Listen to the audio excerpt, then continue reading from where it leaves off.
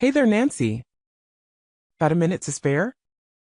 I've got some thrilling news that I can't wait to share with you. Good afternoon. Sure, I can talk for a while. What's going on? Well, first things first. How's Mark been? My son's been treating you well, I trust. He's a little silly sometimes, but he's got a heart of gold. And of course, I hope you're doing well yourself. You're a very smart, strong young lady, and I would hate to see anything happen to you.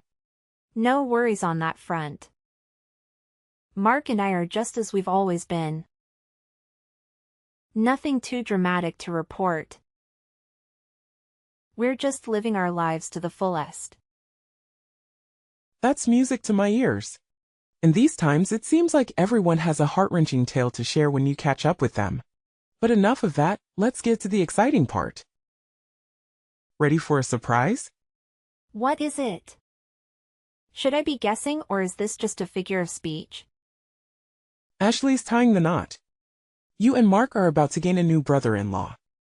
But wait, there's more. She's expecting a baby. I'm going to be a grandma and you're about to become an aunt. Isn't it just incredible?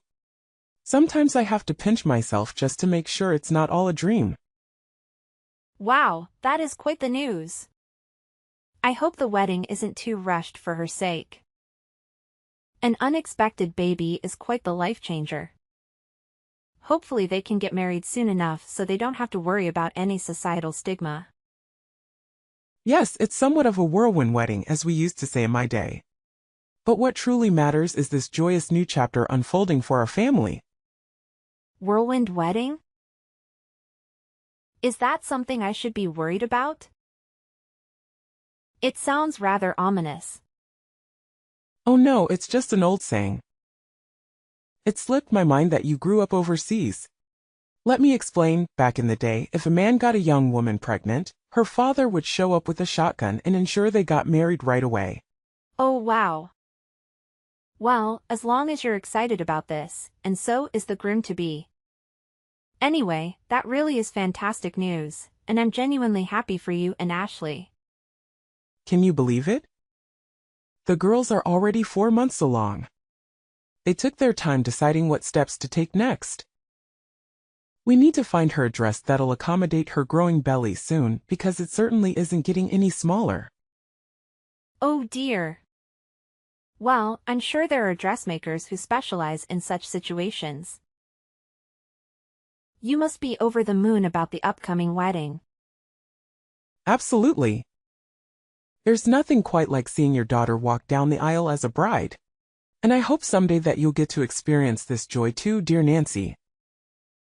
Speaking of weddings, we expect you and Mark at the ceremony. Of course. Wouldn't miss it. It's such an overwhelming feeling of joy that brings tears to my eyes. It reminds me of when I first held Mark in my arms. I can only imagine how that feels. Could you do me a favor and pass on this news to Mark? Once we sort out all the details, I will forward them to you. You know how he struggles with texting, and I don't want to disturb him at work or during his time with you. He'll be thrilled to hear he's going to be an uncle. The next day.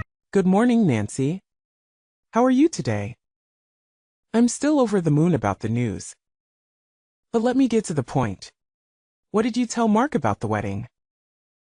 He called me last night, and I was expecting him to be ecstatic just like us. He was furious. I've never heard him talk to me like that. He wasn't just angry. He was confused and outraged even. He asked if we were joking with him. What's going on? Good morning, Sandra. That's very odd. I didn't notice anything wrong with him. Actually, now that I think about it, I heard some yelling last night when I was in the bath, but I thought it was just the TV.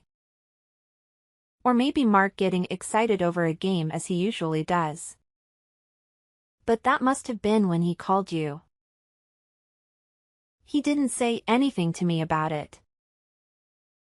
This is news to me. That doesn't make sense. I'm his mother, and I know when something's bothering him. All I did was share the news about the wedding with you. So something must have gone wrong somewhere. Are you sure you didn't say anything weird to him? Even by mistake? Well, I told him about the wedding and how happy you were to become a grandma and that we were invited to join with them. That's all. Then why would he snap at me like that? Just a guess. But maybe this is still a touchy subject for Mark. Touchy subject? What do you mean? All I did was tell him that Ashley's pregnant. You should be happy for her. What's so upsetting about that? Sandra, I was hoping we could avoid this conversation, but it seems inevitable now. You haven't forgotten about the accident 2 years ago, have you? The one where we lost our baby. How could I ever forget such a horrible thing? But it's in the past now and you both need to move on from it, especially if that's what caused Mark's reaction. You make it sound so easy when it was a very traumatic experience for both of us. Traumatic? Isn't that a bit strong? Not when I have to relive that nightmare almost every day. Remember, I was as far along in my pregnancy as Ashley is now when you hit me with your car. It's not easy for us to just forget something like that even though we've tried therapy and support groups.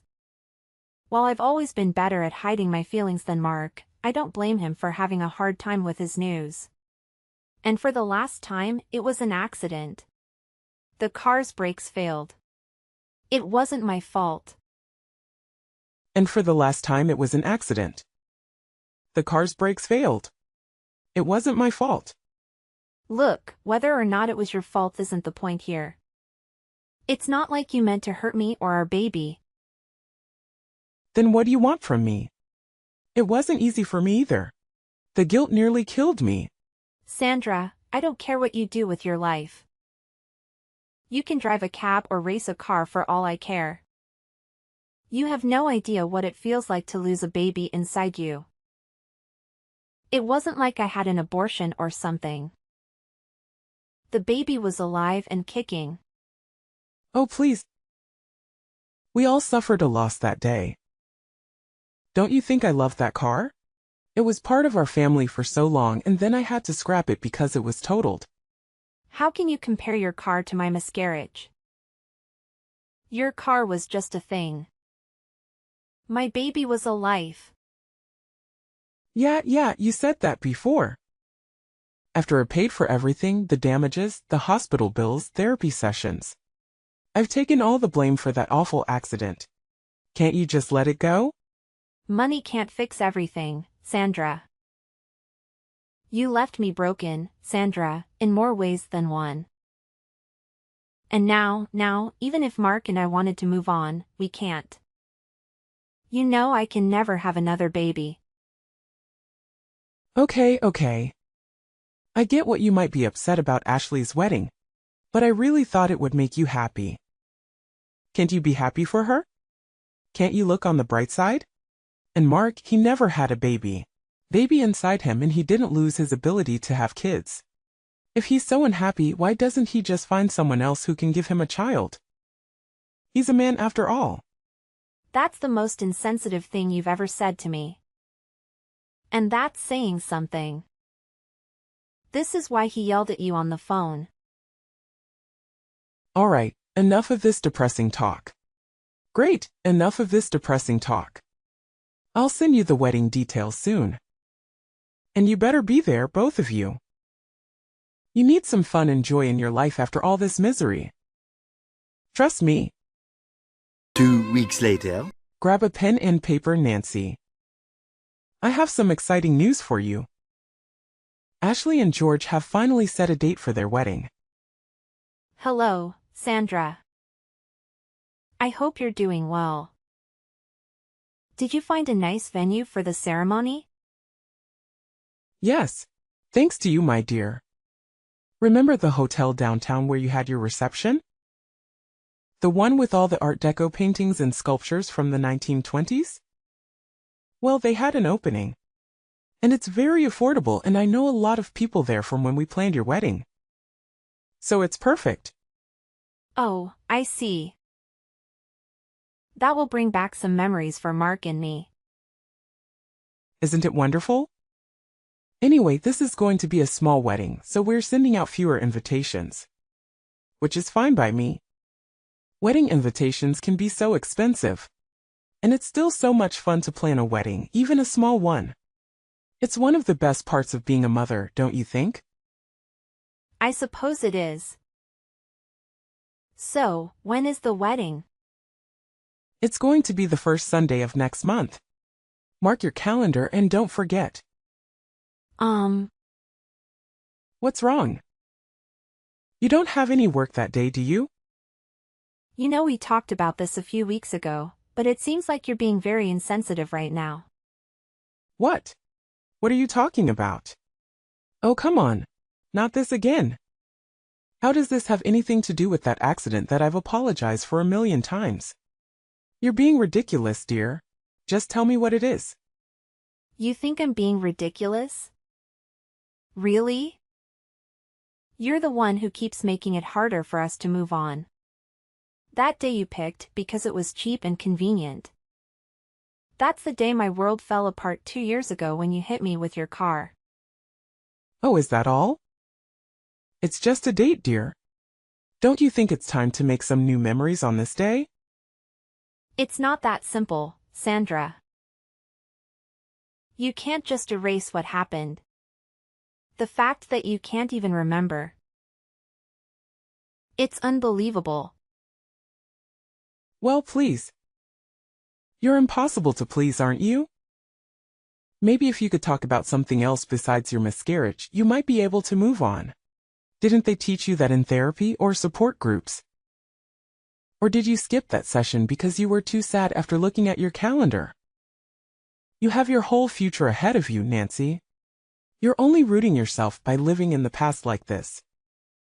I better be careful where I see you at the wedding, or else your gloomy mood might ruin everyone's happiness. Living in the past? If our baby had survived, they would still be a toddler today. How can you expect me to forget that? I'm starting to wonder if that accident damaged your brain too. I had a great aunt who had a lobotomy and she was just as stuck in the past as you are now. Move on for your own sake. Every word you say hurts me more than the last. Oh great! Now I'm responsible for your misery too. That's really unfair of you. You're the one who's at fault here. Moving on means finding peace, and that's why I've tried not to fight with you. Even when you ignore my pain or insult me, I still try to be civil with you. The last thing Mark or I need is more conflict over something that was an accident. So there you have it. I'm full of grief and anger, but I choose to treat you kindly even if I don't feel any warmth towards you. Well, aren't you a saint or something? Probably wanted me to praise you, but all I feel is a headache coming on. Anyway, let's drop this depressing talk or your sadness won't rub off on me. I want both of you at the wedding, no matter how you feel about the date. And do me a favor. Don't wear a black dress. It's a wedding, not a funeral. Several days later. Howdy, Nancy. I'm not catching you at a bad time, am I? Hi, Sandra. And no, it's a perfectly fine time to talk as any. What a pleasant surprise. I was worried you might be tied up with work or something. Not exactly. I mean, I'm working from home, but it's not super high priority at stuff at the moment. Oh good. I'm glad you're free. That's one less thing I have to worry about. Is everything okay? Well, Ashley and George just moved into a house. Perfect to raise the baby in. And of course it wasn't cheap. That's why I'd really like for them to have a nice wedding gift that's going to help them along the way, you know? Sure, I can understand that. Anyways, what I wanted to ask is if you still had that money set aside from the settlement for you know what? What? Well, I was thinking of putting it to good use, so we had the funds to get them something really nice and memorable. You know you didn't spend it all, did you? I haven't spent a single dollar of it. Don't worry. I've been saving it for a very special purpose I like to call revenge. Revenge? Which I don't mean against me, my dear. Is there something else I should be setting my sights on? If so, I'm not seeing them. Do you even know what the word accident means anymore? Or have you completely brainwashed yourself? Besides, no matter how badly you want to hurt me, it's most certainly not going to bring your child back. All you're going to do is reopen those old rooms of yours with that kind of thinking. You say that despite doing everything you can to stop me from being able to heal properly. That's why I need to get back at you. Not to make myself feel good, but to allow Mark and I as people and as a couple to move on with our lives. As a couple? Please don't tell me you've roped my little Mark into all this too. My daughter-in-law betrays me as one thing, but to think that you've turned my son against me. I didn't turn him against you. You turned yourself against him with your horrible mindset, words, and actions. I'm the wounded one. But you've hurt him badly too.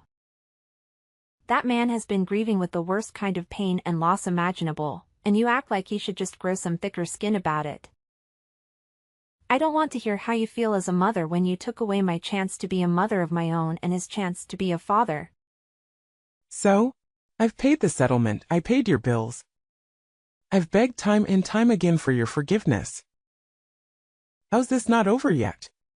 I've been able to move on from things just fine somehow. While you two seem to relish being emotional black holes. You haven't moved on because you never cared to begin with. You were more upset about your car than you were about the baby after all. I want you to look deep inside yourself at whatever shriveled up excuse of a heart you have inside your chest, if any, and really think for a second. Do you honestly believe that to me, as the years would be enough time to erase the pain caused by losing a child? Whatever happened to the old saying, time heals all wounds? I figured you would pull out something weak like that. You've already made up your mind, haven't you? As long as you've paid us off, your hands were free of any blood. That's what you think, isn't it? Well, newsflash, Lady Paul. You might have just wiped your hands with a fat stack of cash and tried to hand it off to us. So no, I don't want to wipe my tears with your blood money. And I didn't even want to use it at all, unless it was to get revenge on you. Why do you insist on going on and on about revenge? Enough posturing? If you want to run me over yourself to set things straight, then just do it already. Don't worry. I've got bigger plans than just making you live through my pain. Besides, I don't want to pay your hospital bills. And I need you to be able to walk away in shame when this is all over. All right, then spill it. What's your big plan, mastermind? No can do. I've been planning this for quite some time, and I need you to be surprised when it happens. For now, feel free to go about your life knowing that soon everything I want will come to pass. Good evening, Sandra. What a lovely wedding, don't you think? Ashley looked stunning, and you looked so proud and happy. I could see your smile from across the room. Nancy, thank you for coming to the wedding with Mark. I have to admit, I wasn't sure if you'd show up. I wouldn't miss it for the world. This was a big day for Ashley.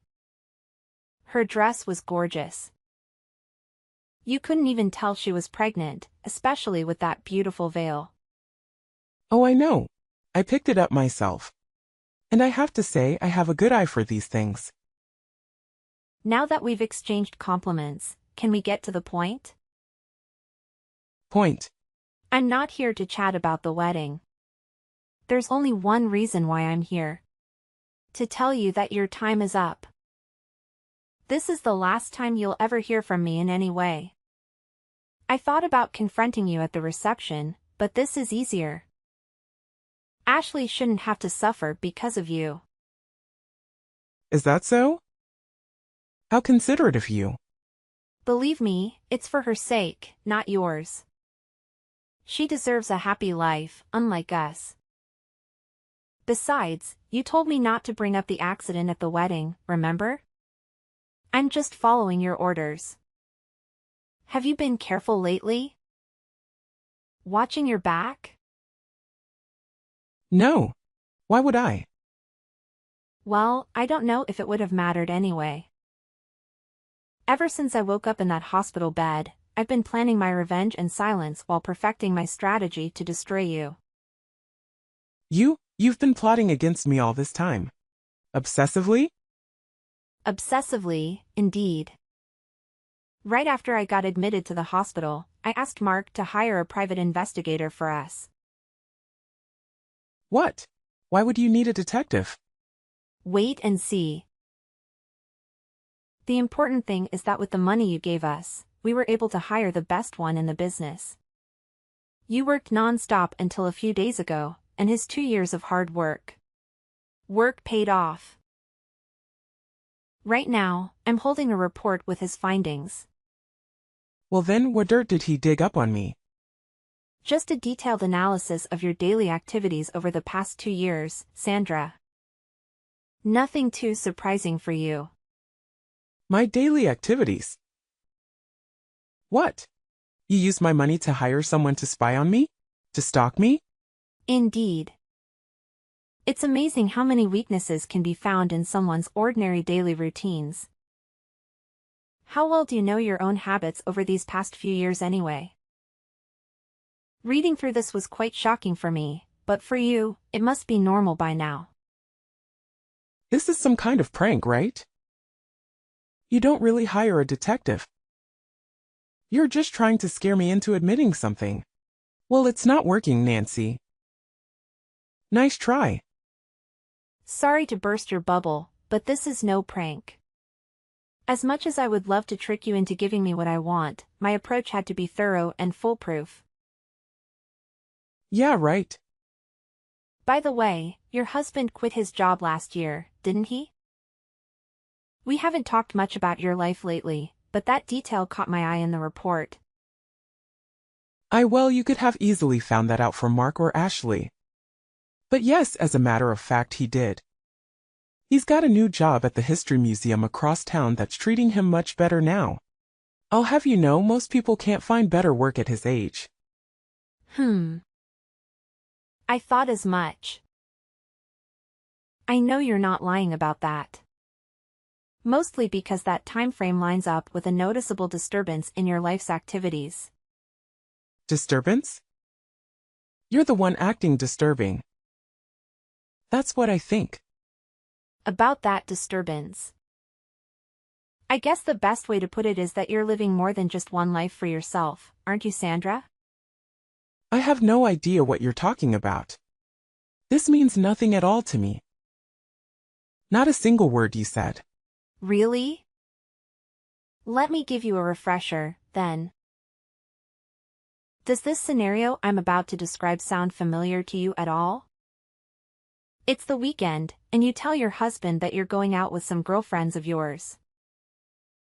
My guy knows better than that though, and he is able to tell me what you're really up to. Picking up younger guys at bars downtown and taking them back to a cheap hotel room you've booked for the weekend. I almost lost track of the amount of times my gumshoe reported that same story back to me. Seeing it all compiled now, it really makes me think. Just what kind of woman are you, Sandra? I have no idea what you're talking about. You don't know half of what you're saying either. So do your best to shut it if you know what's good for you. You're just saying a whole lot of nonsense you have no way of proving. Oh, you can rest easy on that front.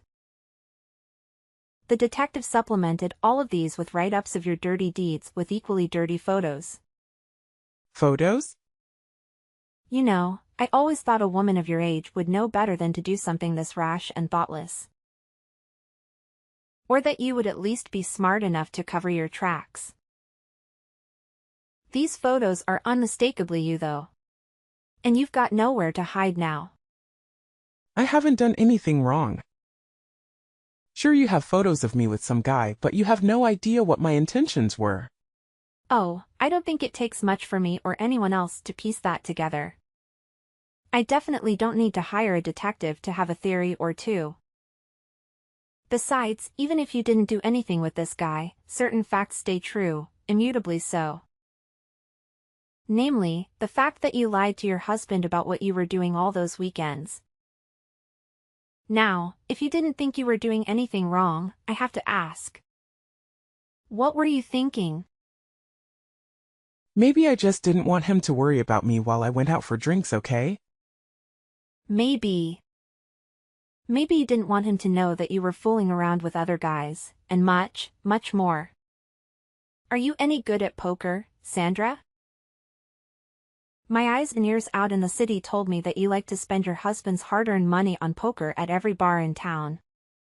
It would probably be pretty bad for your image if your husband, Ashley, or any of the lovely people at this wedding found out you had this side to you, huh? Shut up.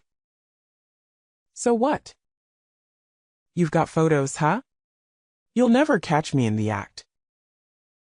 So your findings are as good as trash. True, you're a slippery one, I admit. A lesser detective wouldn't have even caught a whiff of this. You gave me enough money to destroy you, though. The truth is, whether or not I catch you red-handed, once the information gets out there, you're going to be in the hot seat regardless. The dirt I have on you doesn't just muddy your reputation, it completely spoils it. I'm warning you. If you don't stop this, I'll block your number. I mean, go for it, I guess. That's not really going to stop me from sending all this to your husband, though. You wouldn't dare. She doesn't need to know a damn thing about any of this. This is just between you and me, isn't it? Like you said, no one else needs to get hurt. Really? I was sort of thinking he had a right to know that his wife is not only unfaithful to him, but routinely lies to him about that and her habit of throwing his money away. Telling him just seems like the responsible thing to do from my perspective. When I said I didn't want to hurt Ashley, it was because I wanted this day to be special for her. If you found out, there's no way he'd do anything short of divorcing me, though. That's a good point. You and I both know there's nothing he hates more than a liar and a backstabber. Just imagine how he'll feel when he finds out how long this has been going on. I know you're a gambling woman, but I wouldn't bet on the odds of him staying with you if I were you. How would I be able to live without him? That's impossible. You can't do this to me. Yeah, without your husband's money, you're flat out broke, aren't you? I would offer to give you the money you used to settle with us back, but wouldn't you know it, I spent it all on that detective. Please, I'm begging you.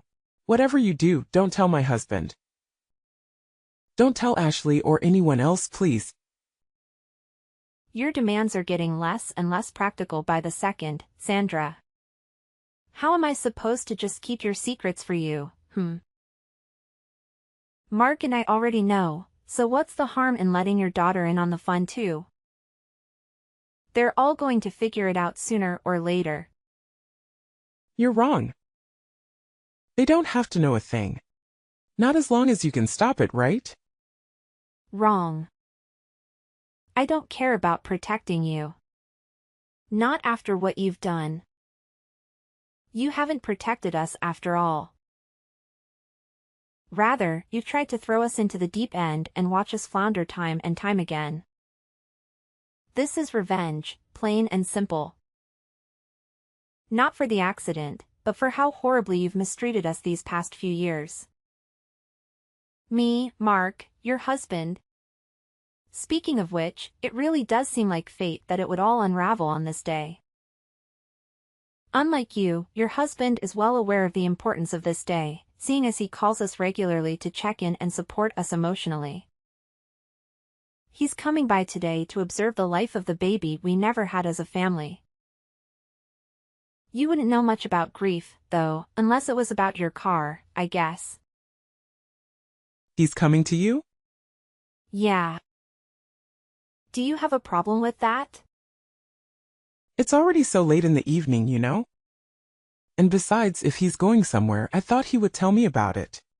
Right, because you're always so truthful with him about what you get up to when the sun goes down. Well, why not hitch a ride with him in that case? Maybe he'll even let you get behind the wheel. It might be a tough sell for him, though, because he remembers everything about what you did on that horrible, tragic day. If you do, you won't tell him, right? You wouldn't do something like that if I came, right? He just told me he's getting ready to come, so he'd better make up his mind quickly. All right, I'm coming, I swear. Please, whatever you do, just don't tell him. I'm begging you. Sandra arrived at the house that evening, but her husband immediately took over the driving without offering her a chance to take the wheel. When Mark's father arrived, he followed his usual routine of silently praying with us. Although Sandra was unaware, her husband was just as deeply affected by the grief as the rest of us. He came to support us right after the accident and has continued to do so, not only to assist us but also to find solace for his own sorrow. I believe my father-in-law was aware of Sandra's heartlessness in the face of the tragedy, and as a result, he held on to twice as much pain and guilt, despite being just as excited as we were about becoming parents. He had eagerly looked forward to being a grandfather and had put a great deal of thought into how he could best support us in raising the child. Therefore, my desire for revenge, although initially aimed at seeing Sandra suffer, was ultimately fulfilled by my father-in-law seeking justice. He deserved better than Sandra's deceitful actions. When he discovered the truth, he remained silent. He drove home with her in silence and filed for divorce the next day. He is a man of few but impactful words. I can only imagine the anger and disgust he must have felt. He called me a few days ago to inform me that the divorce was finalized and that Sandra was now living in a rundown place near her poker clubs. We provided him and his lawyers with all the evidence we had, and she didn't even put up a fight. Now, he, Mark, and I are free from the dark shadow she cast upon us.